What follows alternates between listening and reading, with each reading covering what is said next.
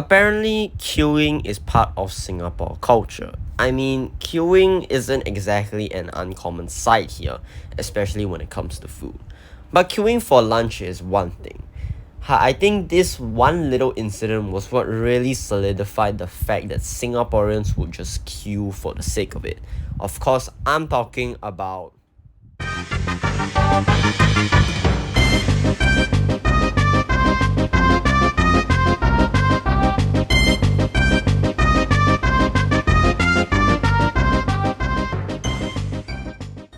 Armageddon started on 1st January 2000.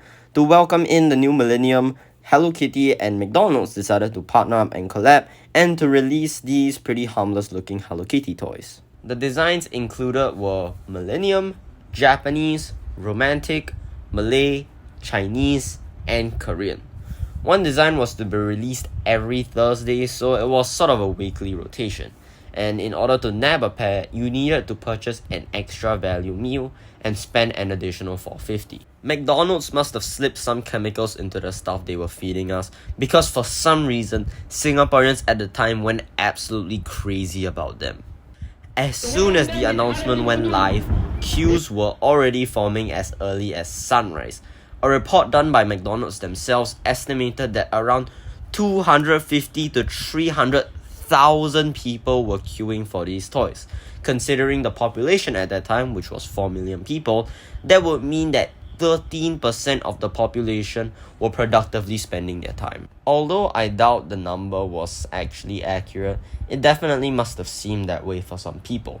I say that because of how fast the toys sold out. The Millennium Wedding set was released on 1st January 2000 and sold out nationwide in 3 days.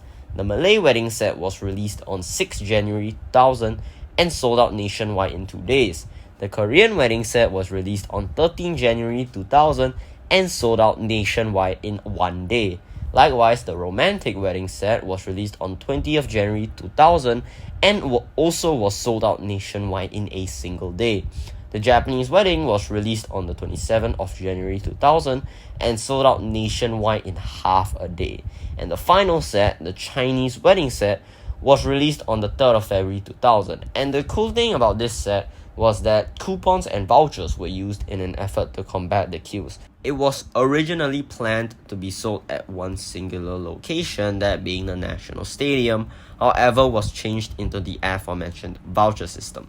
The pair was only going to be released in July of that year, and the voucher that you could redeem when you purchased a set meal in February at that time was to be used to obtain that pair later on.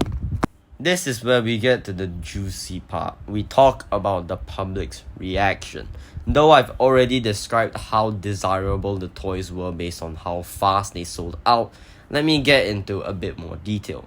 Since many people were queuing for an item that could have been out of stock at any moment, the atmosphere was obviously pretty tense. Couple that with the Singaporean trademarked heat, and you get fist fights and common property getting destroyed or vandalized. Some notable incidents included on the 1st of January, a fight between a doctor and a lorry driver erupted at the McDonald's outlet in Boon Lay Place. On 13th January 2000, the McDonald's at Block 22 in Boon Kay Place had a glass door shatter as a result of too many people pushing against it. At least 7 people were injured and 3 people were taken to Tan Tock Seng hospitals because of the multiple cuts on their forehead and body from the glass breaking. On 27th January on Bangkit Road in Bukit Panjang, saw a literal riot broke out at around 4:30 a.m. Though I doubt that the riot was on the scale of like the Hong Kong protests. 3 men were arrested for disorderly behavior as they had thrown stools at the police officers. On the same day, 3 other men were arrested again for disorderly behavior at different McDonald's outlets. Block 632 at Bedok Reservoir Road, Lion City Hotel Complex, and Lot 1 Shoppers Mall in Choa Chu Kang. It got so bad that even Lee Hsien Loong had something to say about the situation. Even if you want the kitty, there is no need to fight fiercely to try and get one. To add insult to injury, most people only bought the meals to get the toy, and as a result, they just dumped the unwanted food into the bin, resulting in a lot of food getting wasted. There were also a lot of indirect consequences of all the long queues. Because of the long queues of cars from the drive-thru, traffic jams occurred and one stretched all the way from Bukit Timah Road to Bukit Panjang Road, which looks like this according to Google Maps. And in addition, there apparently was a huge amount of littering left by the people queuing there, so much so that the Ministry of Environment had to step in, and 15 people were fined for littering. McDonald's tried to salvage the situation. To prevent food wastage, they made it an option to donate their meals to charity and no longer sold the toys in drive-thrus to prevent any more traffic jams. They hired security from 20 January onwards and only entitled one customer to up to 4 toys. But why did people want these items in the first place? Well, there are a couple of reasons. The first being that Singaporeans, mainly women and children, simply found the Hello Kitty toys cute and either queued for it themselves or had their parents and grandparents queue for them. Boyfriends also either were convinced to queue for the toys by their girlfriends or they willingly queued for it in an attempt to impress their girlfriends with this limited edition toy. And in a way, this is kind of a good way to show the extent that family members and loved ones would go for their partners or children. That's pretty sweet.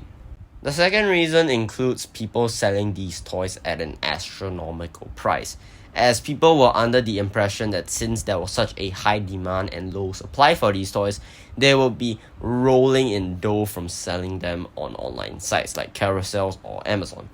Singapore was also the first country to release these Hello Kitty toys, and many believe that it would have a high resale value overseas.